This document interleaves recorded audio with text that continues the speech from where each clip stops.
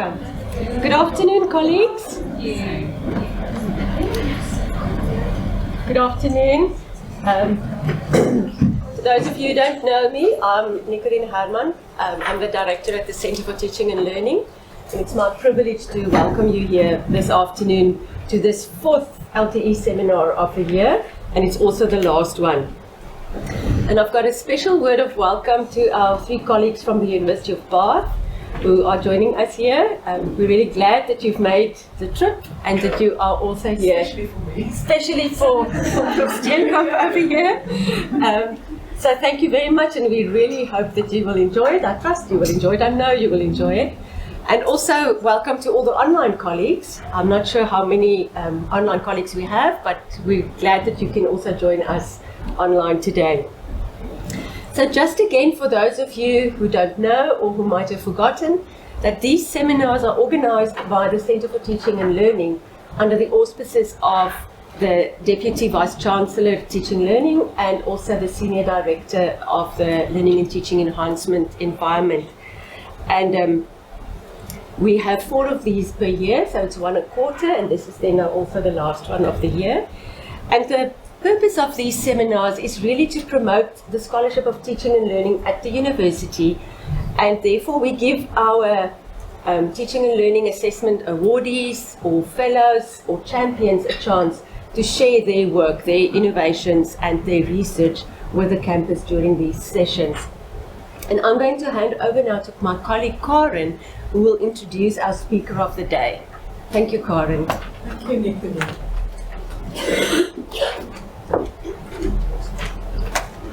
Good afternoon, colleagues. It's my privilege to be introducing our speaker for today, who is also a teaching fellow, and she's just busy finishing her teaching fellowship at the moment. Gretha Steenkamp. Gretha is an associate professor and the Deputy Director of Social Impact and Transformation at the School of Accountancy in the Faculty of Economic and Social. Thank you.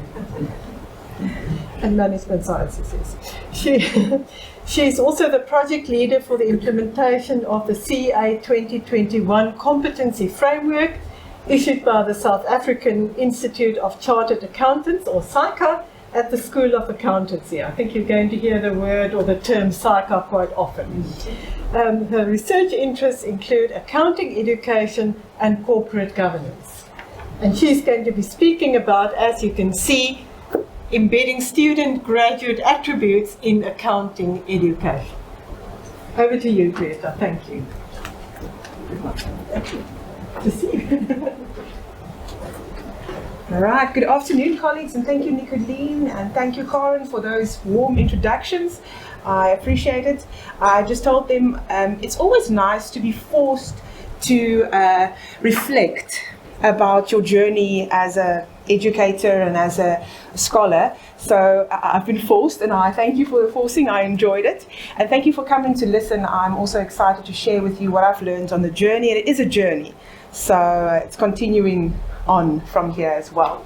So as mentioned, my topic is embedding student graduate attributes in accounting education. So of course, not all of us are in accounting education, but I hope that at least the student graduate attributes angle is important to everybody.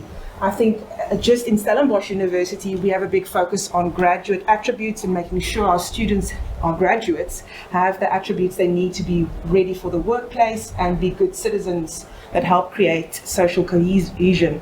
So I'm excited to share that with you. So just some overview, what we're going to talk about. We're going to talk about, as mentioned, SAICA, but then specifically what we call the CA 2021 Competency Framework. That was the name because it was issued in 2021, and now recently they realized this thing is getting a bit dated. You know, 2021 and we're in 2023 and it's not even entirely effective yet. You know how these things take a while. So now they rebranded it the CA of the future. So there you have it. CA means Chartered Accountant. So accountant but chartered just means they are professional accountants. They are legalized by SAICA in South Africa. So I'm going to look at that, the competency framework, which is really our graduate attributes that we then at the School of Accountancy, where I hail from, ascribe to. And I'll show you how they are mapped to the university's graduate attributes. I'm going to just explain my theoretical positioning as well. And I told them it's nice to be able to speak about that as well, because many times when you're speaking about your teaching and learning innovations, people just want to know, what did you do and what did you find? But not so much the theoretical background, so I also enjoy speaking about that. And then I'll speak about what we did and what we found. So our implementation plan, how we then sought to bring in the graduate attributes into our curriculum, and then the different projects that fall under that. All right. So just in terms of the competency framework, so SAICA, the professional body that we teach accountants for, they have been on a competency-based education framework for a while. The first one was issued in 2010. And then for the first time, it wasn't just accountants need to have technical knowledge. It was, yes, of course they need technical knowledge, but they also need certain soft skills. Otherwise, all your wonderful technical knowledge can't be communicated, can't be user-friendly to the world, really. So the previous competency framework definitely spoke about soft skills. They called them pervasive skills, and they spoke about technical competencies, but the technical was still here and the soft skills was there in the corner, important but not really that important. And then in 2021, they issued a new competency framework, which was then called CA 2021, or the CA of the future, which really brought the level of the soft skills up to the same level as the technical competencies. So you have technical competencies, of course, that would still be important, and you can see it over here on my slide. Maybe let me just quickly do that. I don't know if the people here can see it, but the people at home can see it. So technical competencies, of course, is still important, but at the same level, the students need to have certain values, and I'll talk about that now, and then certain enabling competencies, which they then call acumens.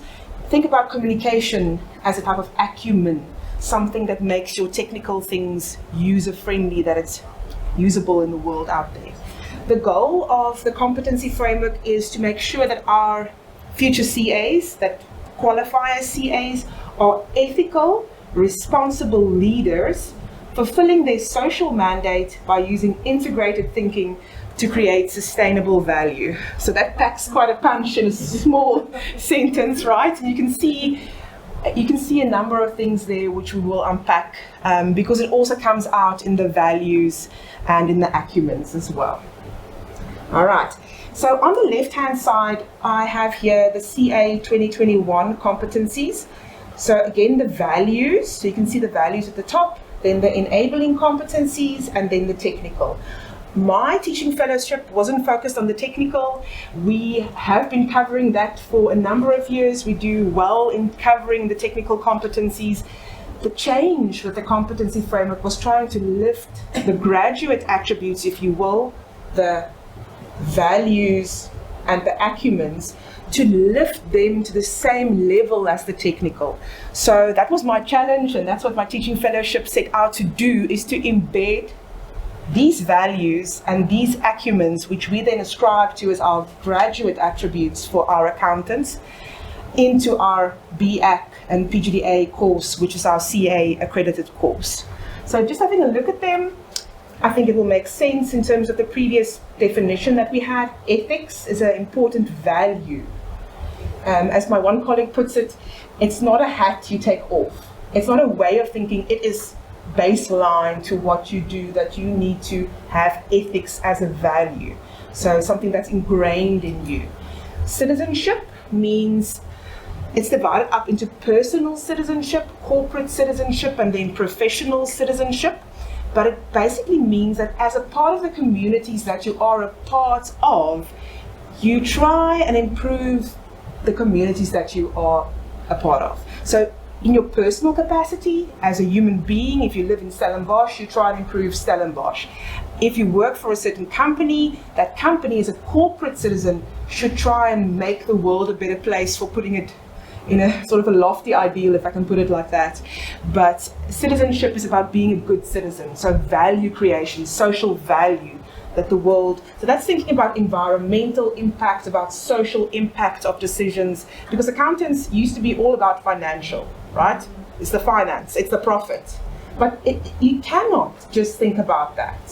Somebody mentioned now where I was that, for example, Eskom was reducing their, not Eskom, the government was reducing the emission or increasing the emissions that Eskom can make so they can make more power so that we have less load shedding. Which, yes, we want less load shedding, but if they're increasing the emissions to a certain limit, it's going to have human impacts. People are going to get more sick, the people that stay around the power generating units. So there are non-financial impacts of decisions that are also important. And our students tell us they want to think about this. They don't want to know, does it make business financial sense? They want to know, does it make environmental sense? Does it make social sense? Is it just social justice? Things like that. So, and then the third value is lifelong learning.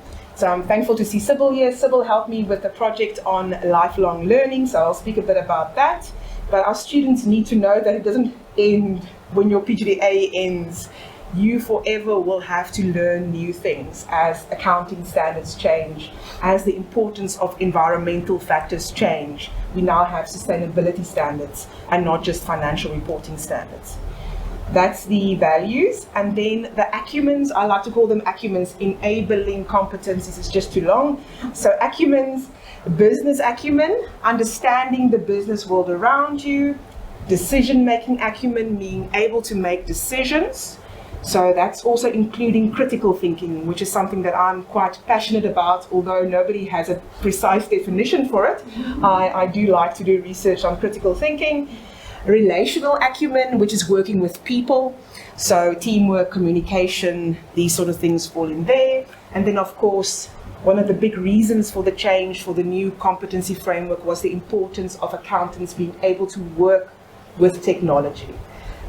You have to use it to you have to give information to the computer and then understand what it gives back to you to produce usable information for the decisions you need to make. So I just briefly want to show you how this is mapped to the SU graduate attributes. I know they are changing. I don't know, have they been finalized, the new ones? Okay, so I'm also on the old ones when I did the mapping, so apologies for that. Last week, so I'm not that behind. All right.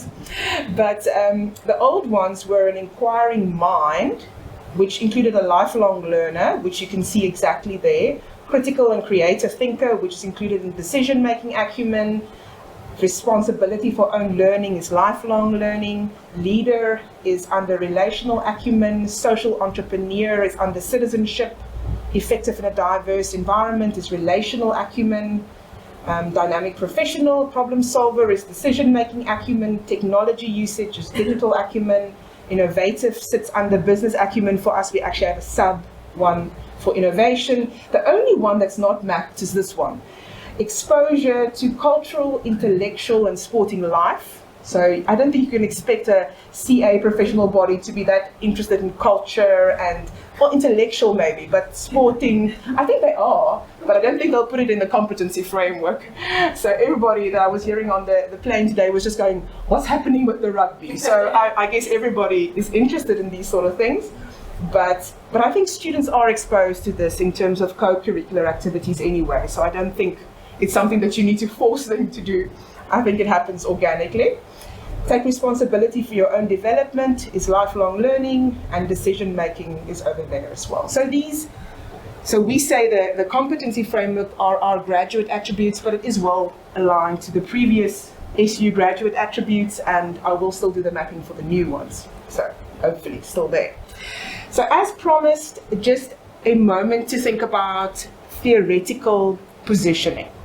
So the main theory, if you will, or positioning that I want to mention that I used in terms of thinking about embedding graduate attributes into our curriculum was Barrie's work in 2007, where he said that it matters how you think about graduate attributes. It matters how you see them, because that's how you will try to or not try to bring them into the curriculum.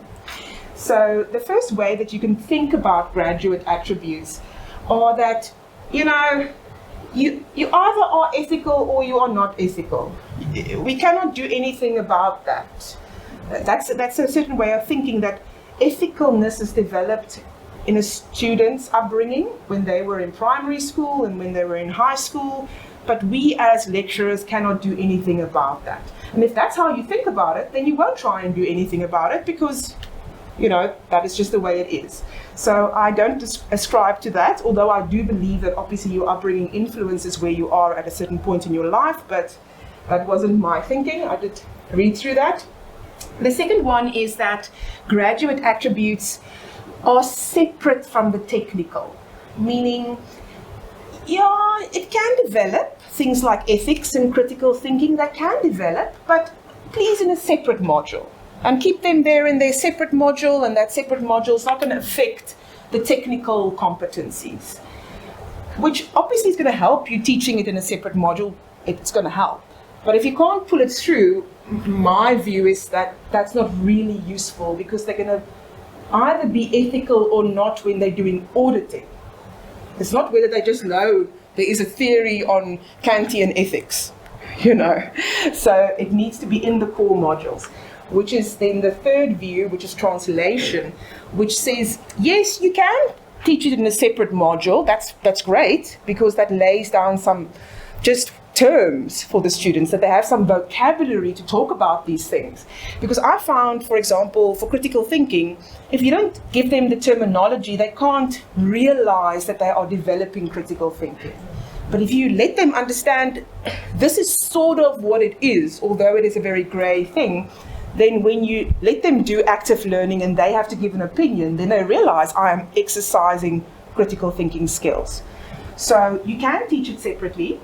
That's not a problem, but it can't stay there. It needs to be pulled through into the main core technical modules as well. So that's definitely a view that I do ascribe to. But the fourth view is enabling, which goes a bit further and says it even matters how the student learns. So it's not just what you do. It's not just you who are doing the miracles. It matters what the student does, how they learn, and how much they engage also develops or doesn't develop their graduate attributes. And then obviously the whole co-curricular experience becomes important. So if they are in residence and they are part of the house committee there, that also builds their leadership. And of course it does. So at the School of Accountancy, we ascribe to the bottom two, that enabling builds on translation, so you can ascribe to both. So that was our theoretical positioning, and this is what we used to bring graduate attributes into the curriculum. So where needed, we taught it separately, but then we seek to bring it into the core technical modules as well. And we also try and give them opportunity to realize that what you do outside of your core curriculum also matters, and I'll speak about that now when I get to the lifelong learning aspect. So maybe at this point, it's good to show you our implementation plan, and then to absolutely humbly acknowledge this wasn't a one-woman show. This wasn't me doing this. I was the implementation leader, but I have a lot of people to thank. Firstly, the teaching fellowship for giving me time off. So I got funded by the SU Teaching Fellowship, which I think is UCDG funding, and that enabled me to take 6 months off in 2021 and 4 months off in 2022 to work on this, right? So I was sort of trying to steer it, but with the help of our director, Pieter von Willig, and our assistant director, teaching and learning, who is Stian Lambrecht now, but used to be Kobus van Skalkwyk. So they were heading it up with me. But then I've got 70 colleagues who are passionate about educating our students to have the competencies that they can work, that they can be ready to work. So I've got a lot of colleagues that have really helped me, and I really want to thank them if they ever listen to this, and Sybil is sitting there. I know some of my colleagues are listening in. So I want to thank those people who helped me, because it definitely wasn't a one-woman show. We had this implementation plan, and I say we, and I mean we, the School of Accountancy. So we had a top-down approach in terms of where I and the director went and sat and said, what are the big things that need to change in terms of the competency framework? And we initiated the plan to do those big things, and I'll talk about them. But then for the rest, we thought, what's the best way to do this? And we thought the best way to do this is to upskill our lecturers, our 70 staff who want to deliver quality training to the students. Let's upskill them about the changes, because the thing is, they want to make the education as good as possible. If you give them the skills to understand the changes that are necessary, maybe organically they'll try and do things that is better than you forcing it in somewhere where it doesn't actually fit the best. So somebody in financial accounting might sit and upskilling in here, oh, okay, I can bring this easily into my subject. It fits in my subject. That's best, that it goes in where it fits. Teamwork, critical thinking, think about these things.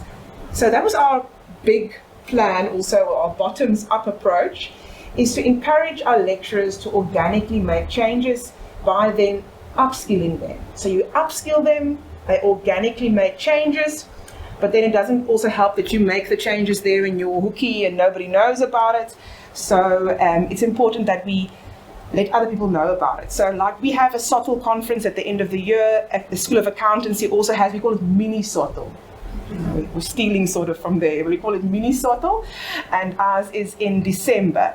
So then the colleagues are not presenting at SOTL, can present at mini SOTL the things that they are doing. So it needn't, similar to SOTL, we've got reflections, we can have work in progress, you can have a research idea, or you can have a finished goods. So that's an accounting term. So we call it raw materials and finished goods and all of these things, but it's the innovations that you are busy with that you can present at mini SOTL so that everybody knows about it.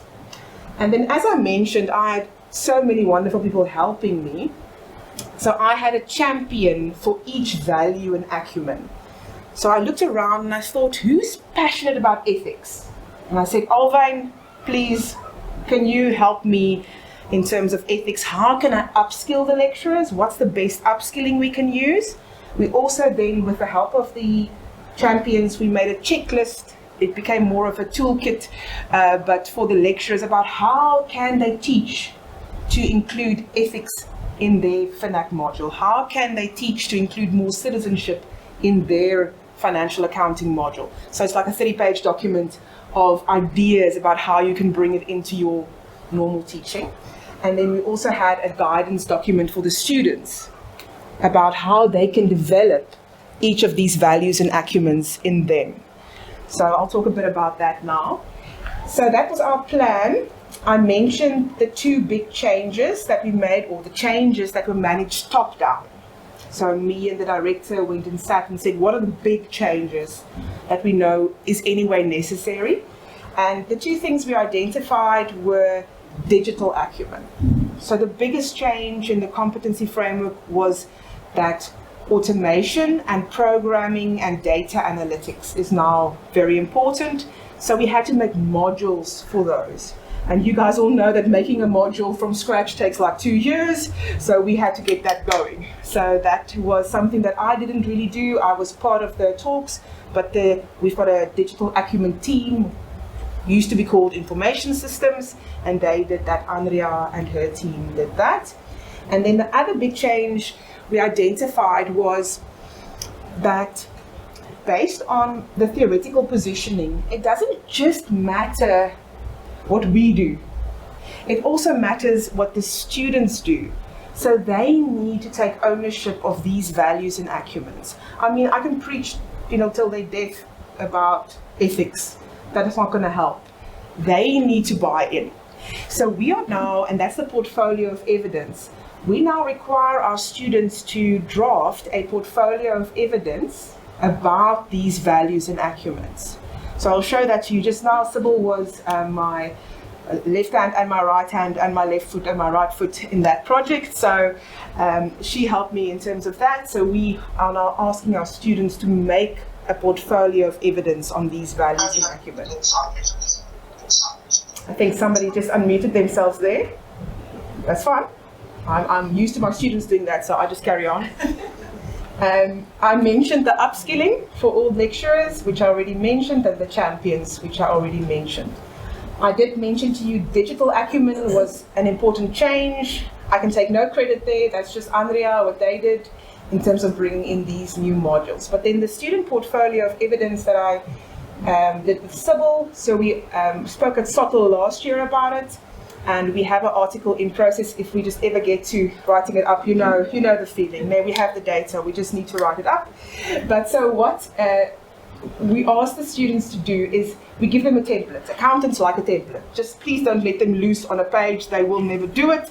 Just give them some boundaries, that works much better. We told them you don't have to use this, you can do your own thing. Last year all of them used this year 2 did their own thing of the 800. So it gives you an indication of how much they like boundaries. But anyway, so what we ask them to do is to take each of these values and acumens, you can see them listed here on the side, and then reflect about it. So reflection, we told them, means define it for yourself. SAICA has a definition. In our guidance document for students, we've also given you a definition. We don't leave them in the lurch, but you define it. How do you see it? Just a sentence. Define what you think personal ethics means. That's the first step of reflection. The second step is think about whether you yourself are competent in this area or proficient in this area. And we don't really tell them exactly what is the best level. Let them decide for themselves. Do they feel nowhere, not proficient at all? Do they feel partially proficient? Do they feel fully proficient in this area? So the first column is just that reflection, and then they then, based on that, have to do something. So if they felt that they are proficient or partially proficient, give us some evidence of that. And we're very light on evidence. Now, these are auditing students, so they're like, ma'am, if I do it like this, will you accept the evidence? I'm just like, no, this is personal. Anything is evidence. I'm not going to audit it, right? A story is evidence. If something happened to you, that's evidence. A workshop you attended is evidence, all right? But if then you don't feel competent, you can't just say, oh, I'm not competent and Claude. There are things you can do, and we gave them like lists of things in the guidance document again that they can do, things inside the curriculum, outside the curriculum, but within Stellenbosch University and then outside the university. So then make a plan, tell me how you're going to increase in this area.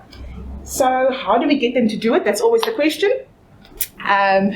We don't currently have space to make it a module, but we are in the medium term wanting to make it a module. We'll first have to speak to our Vice Dean Learning and Teaching to ask, please, can we have 2 credits more? We already have 150 per year, so that's one of those questions.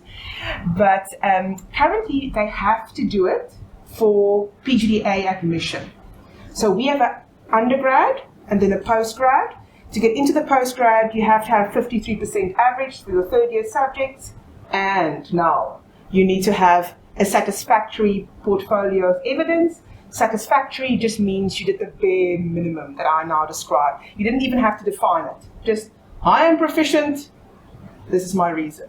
I'm not proficient, I will read more newspapers. Right, so we're not asking rocket science, but there are a lot of overachievers, so they do a lot of effort. And then we also have a best portfolio prize, which they try and win and so on.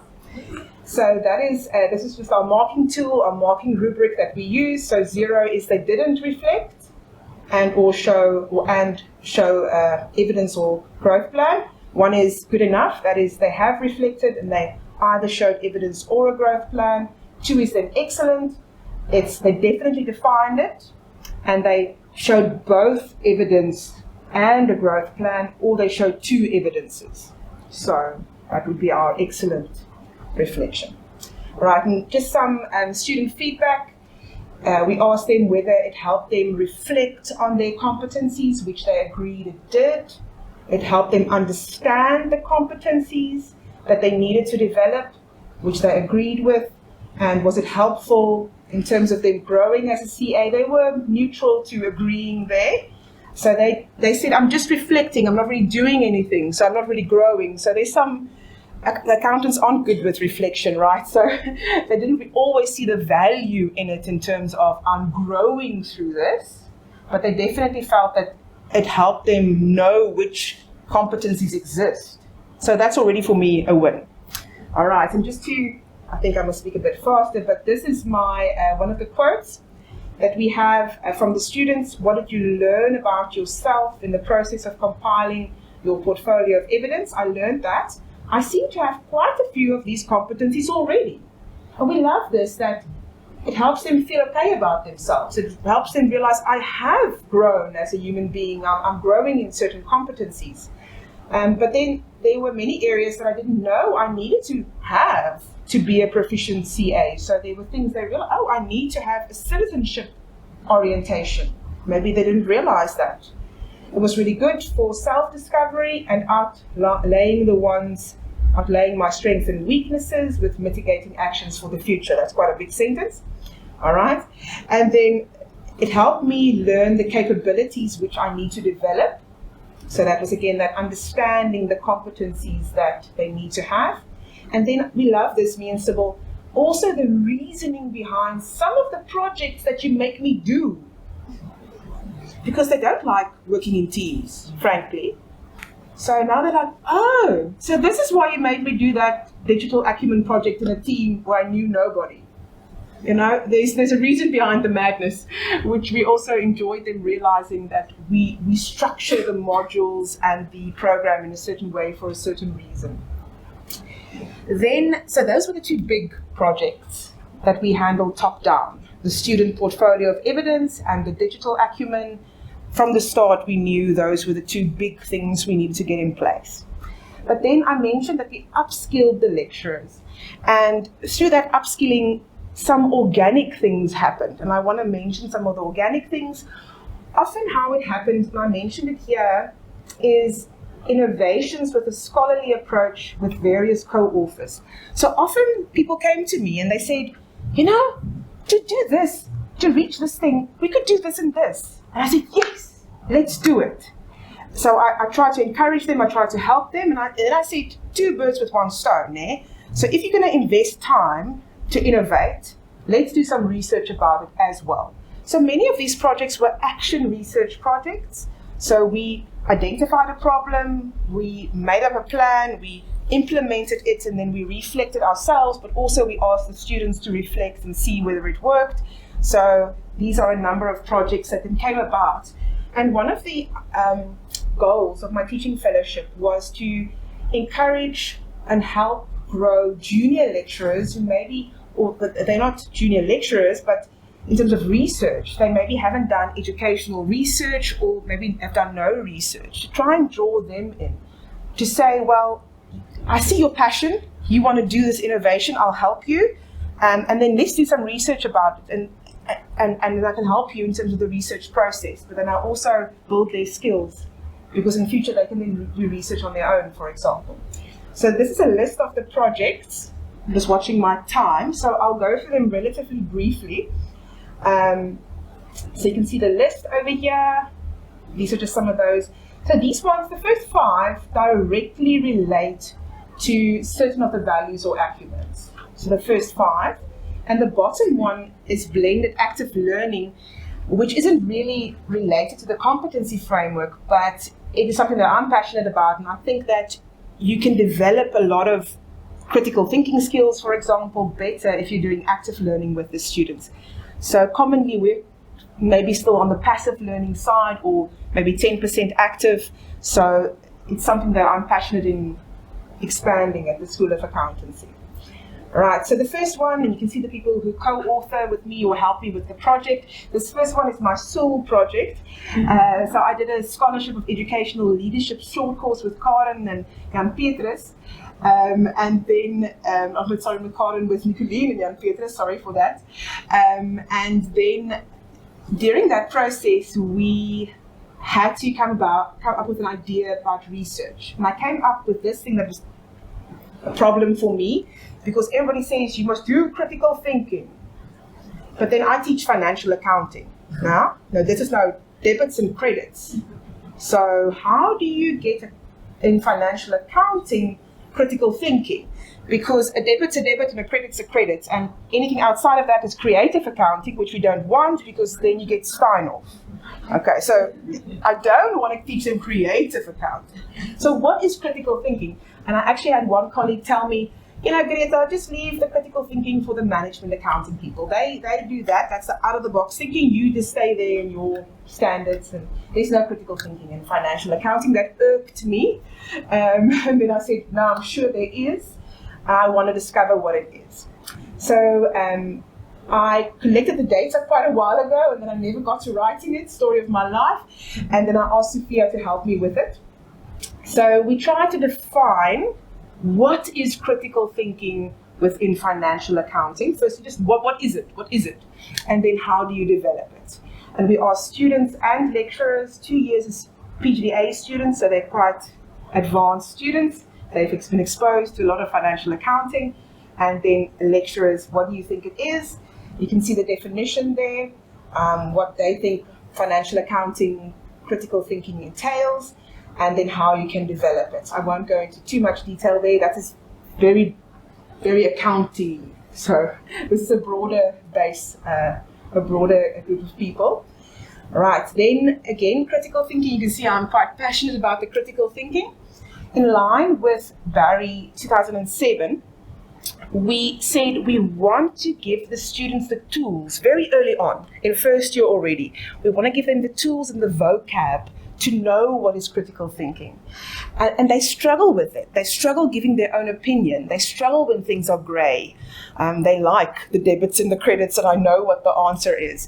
So we built into Financial Accounting 178, our first year module, we built a block of about 2 weeks where we take first 2 days to explain to them what is financial account, that was as well, but what is critical thinking.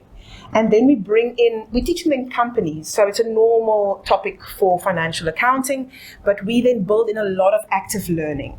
And we test it to see whether this is effective, whether they have a better understanding of critical thinking, and whether they can actually think better critically. We did a pre-test, which is based on their matric critical thinking things in their financial accounting paper in matric. We gave them a pre-test and a post-test. There was a lot of stats involved there. Prof. Martin Kidd helped us with that. But there was actually a statistically significant increase in their critical thinking ability with a p-value of less than 0.01. So the intervention was successful in increasing their critical thinking ability. So their ability to answer questions that required critical thinking. And they also, 90 and 80% of them believed they understood it better and could think more critically afterwards. Our whole goal was just to get them to be okay with giving an opinion about something when they didn't know the answer, and then use judgment and reasoning to give an answer and defend that answer. So that's critical thinking. Right. So then me and Rihanna did a workshop, Rihanna Goosen, with the PGDA students, where we focused on decision-making acumen. And we think that students learn in certain ways. You are a certain person, you prefer to learn in a certain way. So we focused on learning styles, and then as soon as I do that, young Petrus goes like, oh, learning styles.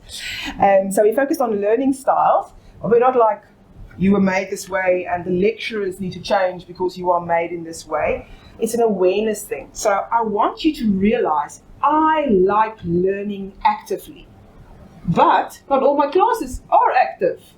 So how will I adjust, because we can adjust, to also benefit from a reflective class, for example? Or if you are reflective, but I don't like all these active learning things this woman is doing with me, how can I still benefit from this? So we showed them the Felder-Silverman learning styles model. We asked them to reflect. Which one of these 4 dichotomies can you identify with best? And then if you are like this, how can you develop your other side? And if you are like this, how can you develop your other side? So it's not, they didn't test, we didn't do a test on them. It's self-awareness, and that's supposed to activate then at least a wider variety of studying techniques in the PGDA year. So that's how we use learning styles. That article has been published, and we will be presenting this at SOTL as well. So if you are interested, it's an advertisement. If you are interested, come to SOTL. All right. We did a similar thing with relational acumen in terms of behavioral profiles. So let's just go introvert, extrovert. We didn't use that, we used the DISC model. But let's say introvert, extrovert. If you are an introvert, you naturally engage with people in a certain way. If you are an extrovert, you naturally engage with people in a certain way. And then you might not understand why another person isn't so exuberant about everything in life as you are if you are an extrovert. So it's good for people to realize, and some students don't know this, that people are different. And just because somebody doesn't react like I would react, it doesn't mean that they're being nasty, and it doesn't mean that I can't work with them, and I shouldn't take offense. So a lot of our students are in the DISC profile are C's, high C's, very sensitive to criticism, very detail orientated. So we use the DISC model. Again, no testing, just this is the DISC model. A D is a bit more like this, a I is a bit more like this, a S is a bit more like this, and so on. Which one do you identify with? If you are mostly a D, these are your strengths, these are your potential weaknesses, and this is how you can develop the potential weaknesses. And then if your boss is a S, how do you work with that boss that is different than you? So we're trying to, again, use sort of emotional intelligence to activate the development of teamwork and communication later in their life.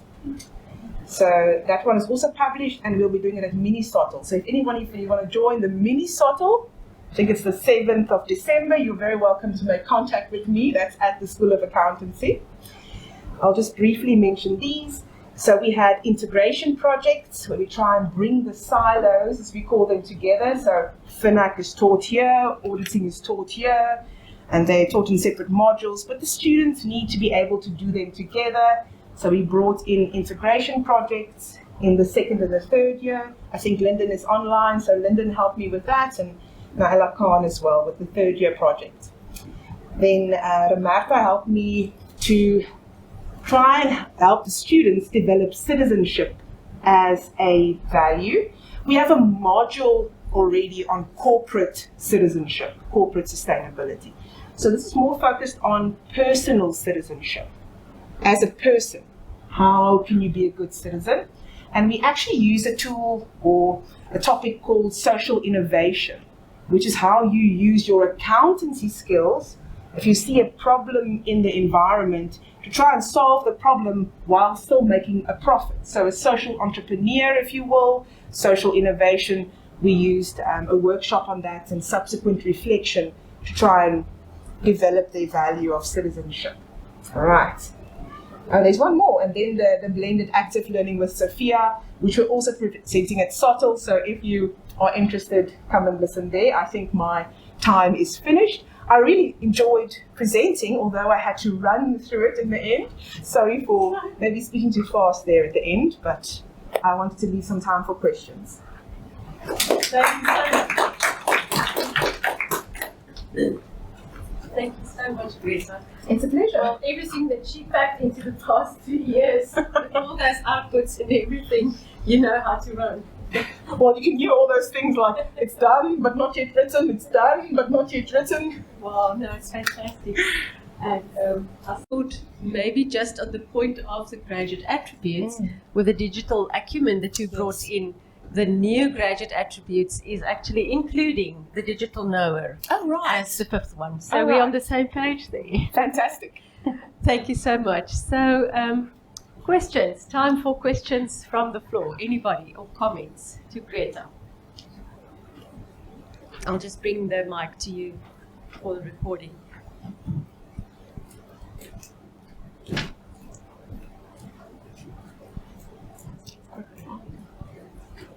No worries.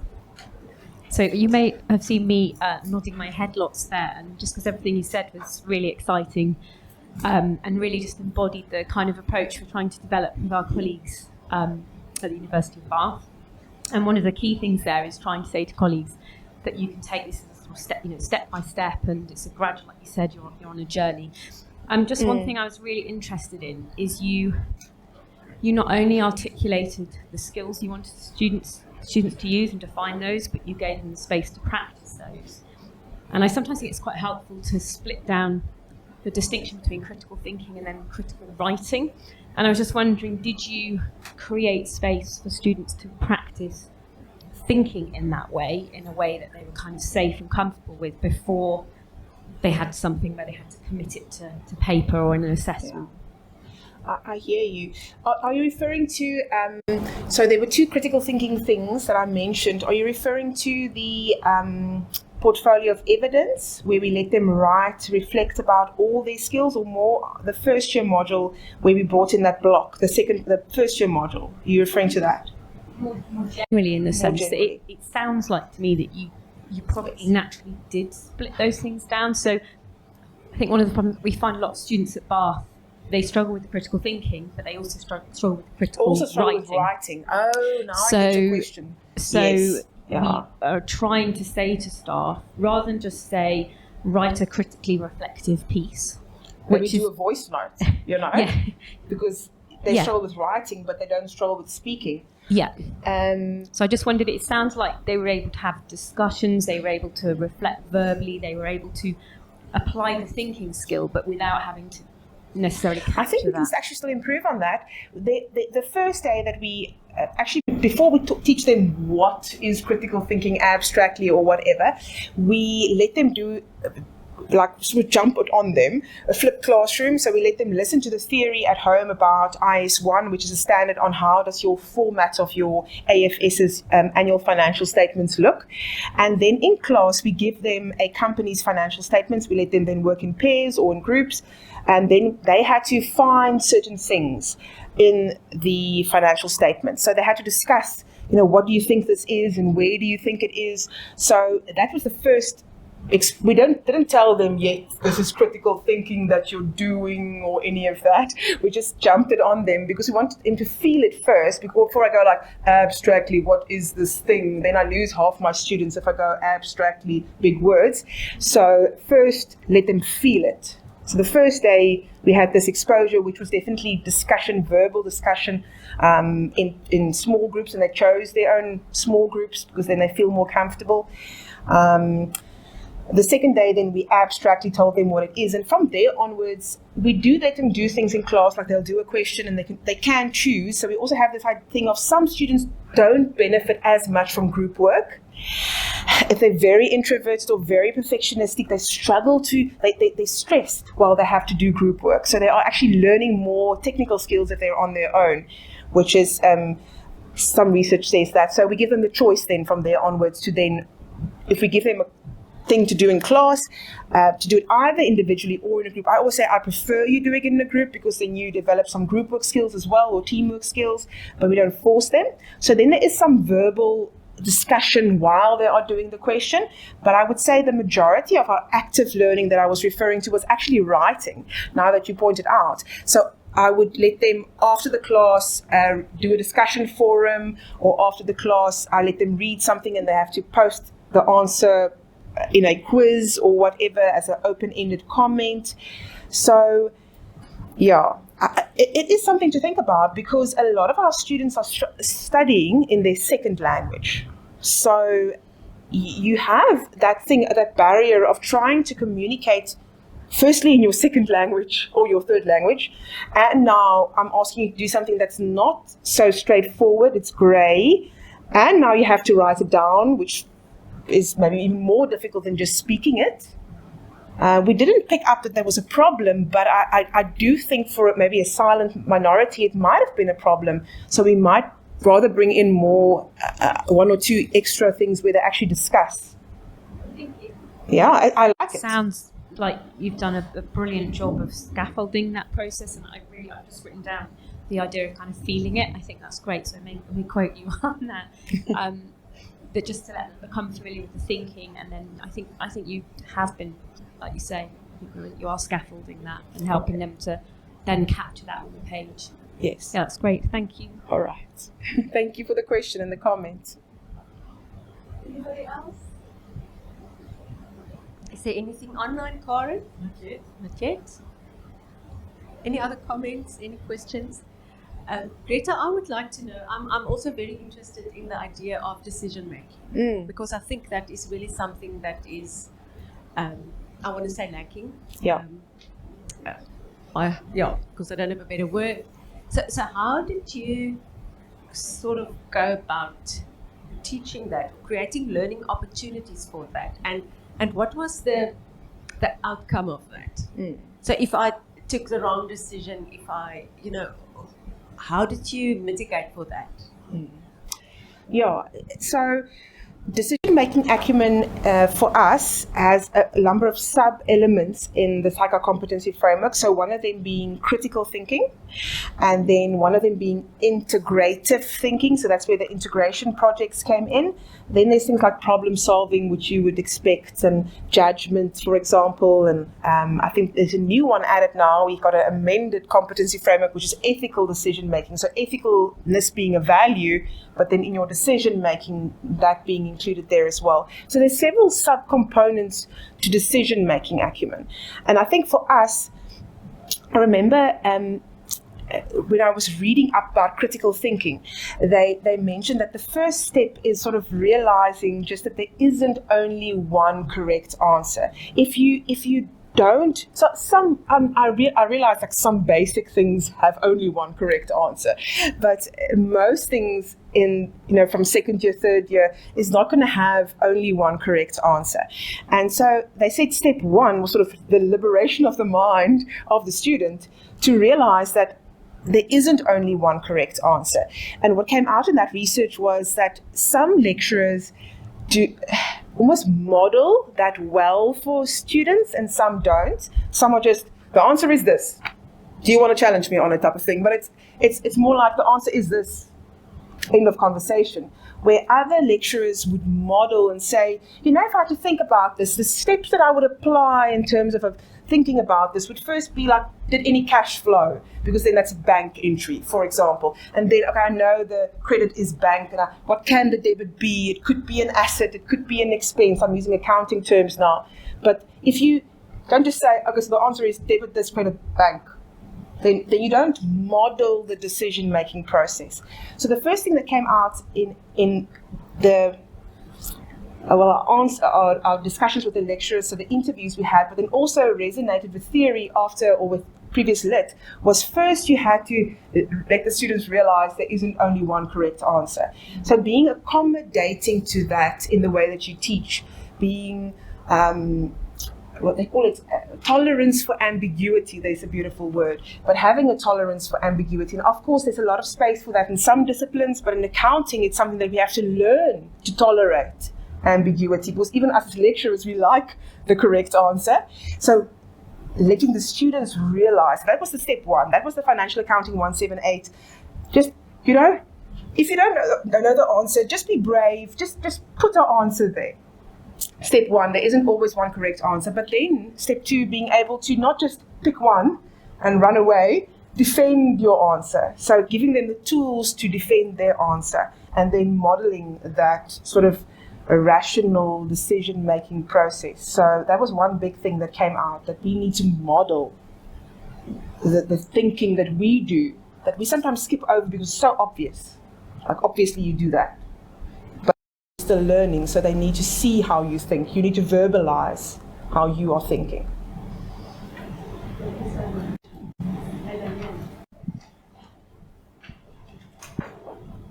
Thank you very much, Gretha. I'm not into financial accounting at all. That's perfect. So maybe this is a really stupid question, but all. I'm interested in, did you find any link between ethics and writing by artificial intelligence or bots or so? And is there something that students need to become more aware of about ChatGPT and so forth in financial accounting? Yeah, that's a good question. So we obviously started the project before ChatGPT was a thing, but our students, their assessments are either projects, which count like 5%, and it's not essay style assessments. It's like drawing up a business plan or so those sort of more practical things that you could, I guess you could ask ChatGPT to, you could definitely ask ChatGPT, now that I think about that, you could definitely ask them, but you have to accompany it with numbers, and the numbers need to be generated based on the example we gave them. But I'm actually thinking now, you're saying that could still be done. I've asked ChatGPT to do amazing stuff, and it did it. So we haven't actually considered the projects, but our 95% of our marks are based on in-person invigilated assessment. So they come to a venue, they bring their pen and their ruler, and then they write assessments which are case study based assessments. So ChatGPT is not going to influence that at all. It's sort of invigilated. We watch, because that's how our board exams look. So our board exams look like that. So 95% of our marks are still clear of the intervention of ChatGPT. But I think we'll have to consider the other things that we ask, and we haven't picked up anything so far. For example, the integration assessment, we did an integrated integration project now with the second and third years. I just glanced over that. But there we give them a scenario. And what I think I should actually do is I should put that through ChatGPT and see if it can bring the answer for me. Because, we always say if it counts 5%, hopefully they wouldn't do it and doesn't matter so much. But if it's going to be, if we want it to count more, if we want to assess in different ways, then we have to think about these things. So thank you for the question, but I actually haven't considered really ChatGPT too much. We do in our postgrad. I do the research module with a handful of students who get chosen for the honors program and not the PGDA, and there we teach them to use ChatGPT to write your research proposal like for you, but then you have to amend it and check out all those things that aren't really references, for example. So there we teach them to use it as any researcher would use it to maybe write a first draft or whatever. So, thank you for the question. Thank you so much. Karen, still nothing online? Okay, anything else from the room? Maybe I can just put my ignorance on the table, and my colleagues know this, as I'm not a linguist and English is not my first language, but I always wonder, why do we call it critical thinking? Because in my mind, critical means being critical of something. It's negative. And so it's just something that I'm always wondering about. Is there another word that we can use? That doesn't sound so negative. Yeah. We define certain verbs that we ask our students in assessments to do, and we have the verb criticize, which then means only bring out the negatives, but then critically evaluate means both the positives and the negatives. So that's how we always teach our students. So for me, it's never been a negative thing, I guess, because of that verb that we use in our assessments. So I guess it's how you have been taught to think. Absolutely. I guess. Speak of critical frames. Yes, like crucial. Or creative. Creative. Crucial thinking. I'm just watching you guys if you don't mind. Thank you. Nothing. Okay. All right. Colleagues, and I think then if we don't have any other comments and feedback, thank you so much, Gretha. This was really amazing, and I already have an idea where I'm going to invite you to next. Oh my goodness, there we go. I already have a presentation at least. Fantastic. So no, thank you very much, and all the best for finishing off everything. And I think what also amazes me is the way that, Gretha, you created opportunities for other colleagues to also walk the road with you, and that I think is really, really also amazing. So thank you for that. I know you're playing a big role in the School of Accountancy. So all the best for this afternoon. She's got a PhD student having an oral. Defense, yes. So, and thank you so much, colleagues. Wishing you all the best for the rest of this year and the beginning of next year until we see each other again. Yes. And thank you also to the online colleagues. This is the first time that we actually have online colleagues, so we see it work, so we will continue with that. So thank you very much. All the best. Happy Christmas. Wow, that was the first person to say Merry Christmas to me. Thank you.